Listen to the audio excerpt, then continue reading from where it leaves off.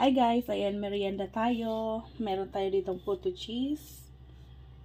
At ito naman yung ating nakaseparate na egg yolks. Gagawa kasi ako ulit ng leche flan. Ayan, last batch itong gagawin ko ngayong fiesta. Ayan. Dahil cut off na ako guys. So, itong puto cheese, ito yung natira kanina sa paggawa ko ng puto pao. So, napansin ko lang dito guys sa tira nating flour or puto butter ay masyado siyang maalsa. Ayan. So, kailangan talaga ay hindi natin iniiwan ang ating mixture na nasa labas. Ayan.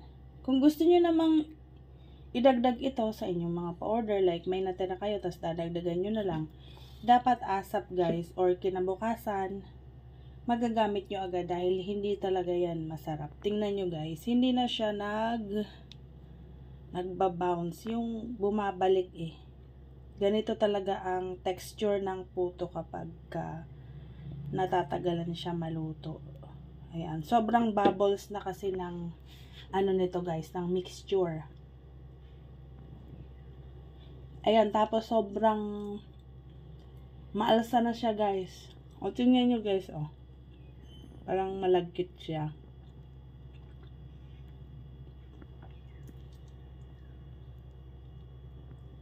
Pero masarap naman siya guys. Ganun pa rin naman ang lasa.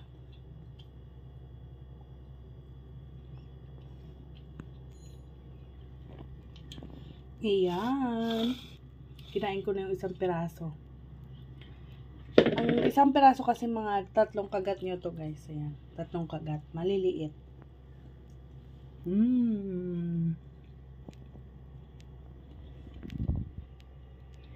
Ayan, dito naman guys sa aking leche flan, meron na tong kahalo na mixture ng leche flan kanina. Dinagdagan ko ng egg yolks.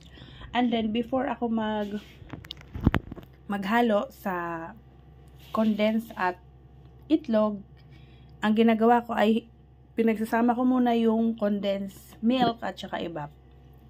I-minimix ko muna yun guys kasi mas madali nating ihahalo yung liquid dito sa ating egg yolks. Ayan. So, yan lang muna guys. Bye!